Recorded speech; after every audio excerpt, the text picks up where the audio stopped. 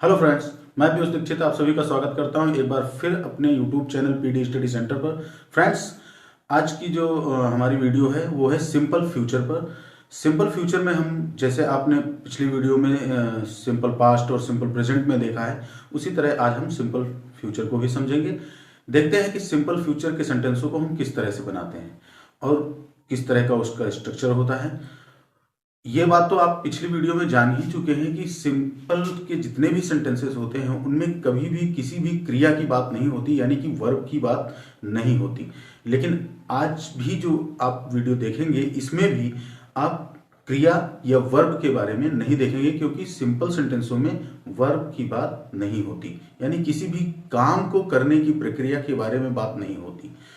तो चलिए देखते हैं आज के भी इस वीडियो को। और यदि आपने मेरा यूट्यूब चैनल अभी तक सब्सक्राइब नहीं किया है तो प्लीज़ मेरे YouTube channel PD study centre को सब्सक्राइब कीजिए, बेल आइकन दबाइए और वीडियो पसंद आए तो वीडियो लाइक कीजिए। तो चलिए स्टार्ट करते हैं आज की इस वीडियो को।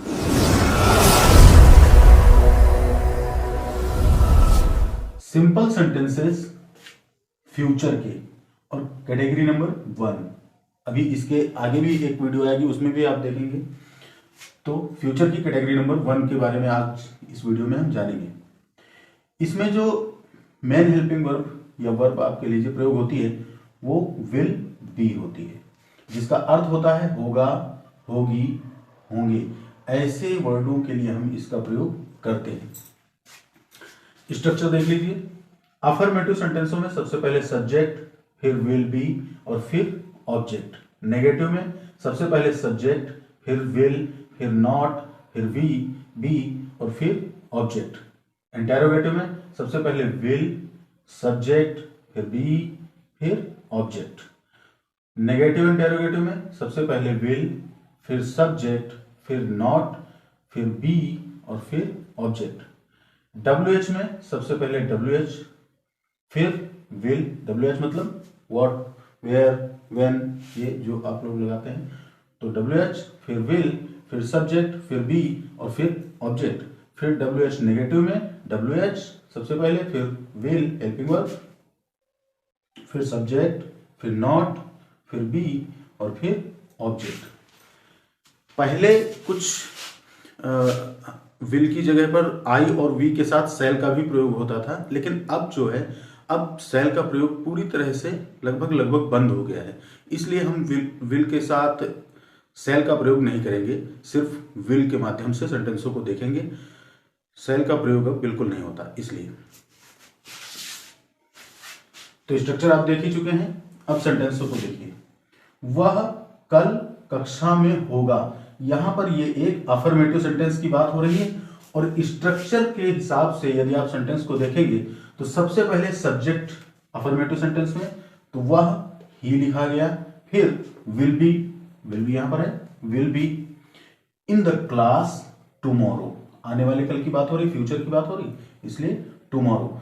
He will be in the class tomorrow. वह कल के लिए टुमारो कक्षा इन द क्लास में होगा। He will be in the class tomorrow. आप 6 बजे ऑफिस में होंगे। आपके लिए यू लगाया गया, helping verb, will be in office at 6 o'clock। जब भी किसी ऐसे समय की बात होती है 6 बजे, यहां पर जो लिखा गया, तो हम एट के साथ इसका प्रयोग करते हैं। At 6 o'clock you will be in office at 6 o'clock। वे अगले रविवार को अमेरिका में होंगे। They will be in America on next Sunday. यहां पर जो मे लिखा गया है, इस मे के लिए हम यहां पर ऑन का प्रयोग करते हैं। जब भी आने वाले समय के ऐसे next Sunday, next Saturday, next Monday ऐसे बात हमें करनी होती है तो हम ऑन के साथ इसे लिखते हैं। याद रखना इस बात को। वे अगले रविवार को, अगले रविवार जो यहां लिखा है नेक्स्ट संडे, तो वे के लिए दे, फिर हेल्पिंग वर्ब वही, will be in America on next Sunday. वे अगले रविवार को अमेरिका में होंगे। अब नेगेटिव सेंटेंस देखते हैं। राघव कल कक्षा में नहीं होगा। राघव विल नॉट बी यहां पर देखिए कि विल के बाद इस अफर्मेटिव सेंटेंस में विल भी साथ में आता है, लेकिन जब आप नेगेटिव सेंटेंस बनाते हैं तो विल के बाद नॉट आता है और तब बी आता है।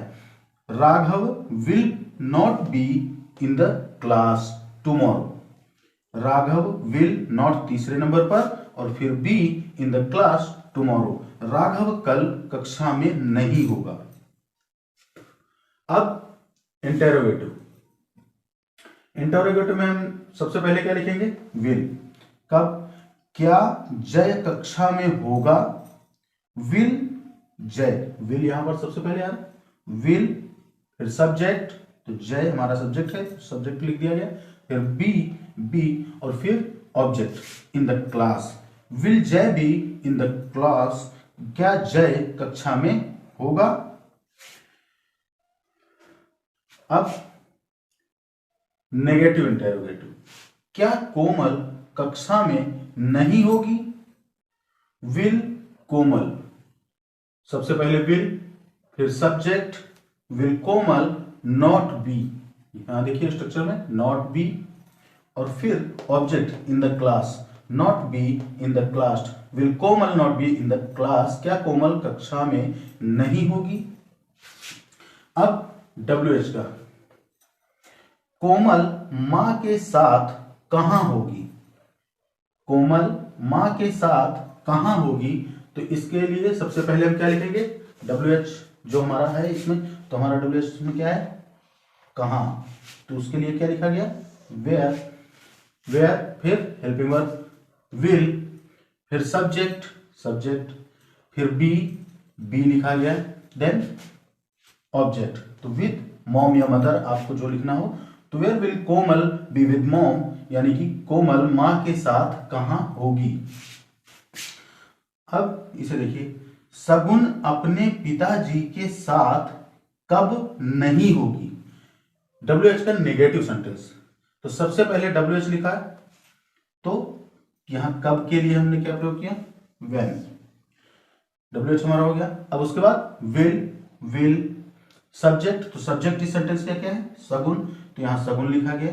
फिर उसके बाद नॉट, फिर बी, देन ऑब्जेक्ट, तो विद हर फादर, अपने पिताजी के साथ, तो उसके लिए लिखा गया with her father. When will Sagun not be with her father. इस तरीके से कुछ ये सेंटेंसेस बनाए जाते हैं। तो फ्रेंड्स, उम्मीद करते हैं कि आपको समझ में आया होगा। अभी इसका एक नेक्स्ट पार्ट भी आएगा, क्योंकि बोर्ड थोड़ा छोटा पड़ गया है, कम है, तो अगली वीडियो में आपको और थोड़ा बेहतर तरीके से समझाएंगे।